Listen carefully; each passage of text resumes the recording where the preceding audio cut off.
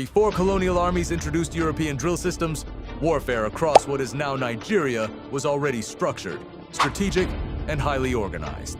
Different societies developed their own formations based on terrain, weapons, and military culture.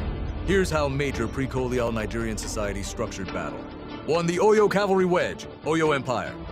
The Oyo Empire became one of West Africa's most formidable military powers, largely because of its cavalry. Heavy reliance on mounted warriors, horses imported through trans-Saharan trade, spear and sword-based charges.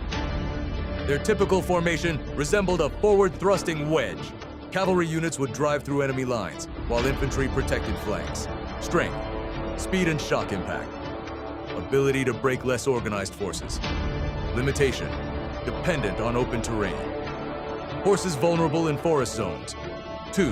The Benin Defensive Depth, Kingdom of Benin. The Kingdom of Benin relied heavily on disciplined infantry and defensive planning, layered defense systems, use of trenches and earthworks, coordinated infantry shields and projectile weapons. Benin's strategy emphasized structured ranks and controlled advance, often pulling enemies into fortified zones.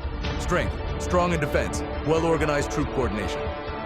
Limitation, slower large-scale offensives. 3. The Igbo War Bands, decentralized shock units. In many Igbo societies, including areas influenced by NRE Kingdom, warfare was decentralized but tactical.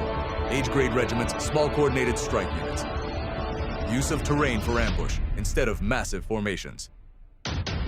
Many Igbo groups used flexible positioning, forest cover, surprise night raids, and quick withdrawal. Strength, adaptable, strong knowledge of terrain. Limitation, less centralized coordination across large territories. Hausa city-state infantry blocks. The Hausa states, such as Kano, use structured infantry blocks supported by cavalry. Organized ranks of foot soldiers, archers, and later musketeers. Mounted elites behind infantry lines.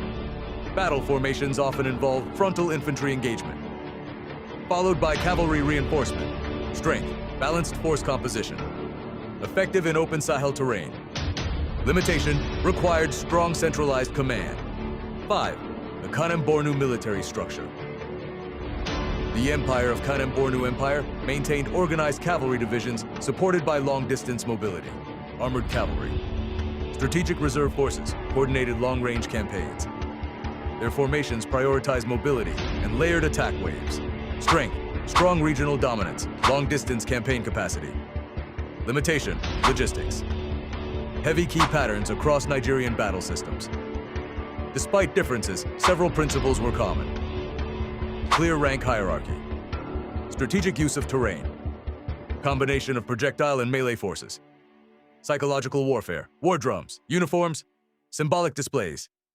African warfare in Nigeria was not chaotic. It was structured, regional, and adaptive.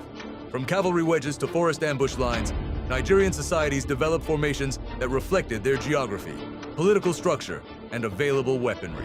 If this gave you a new perspective on indigenous military systems, like the video, subscribe for more explorations into African strategic history, and share this with someone who values understanding African warfare beyond colonial narratives.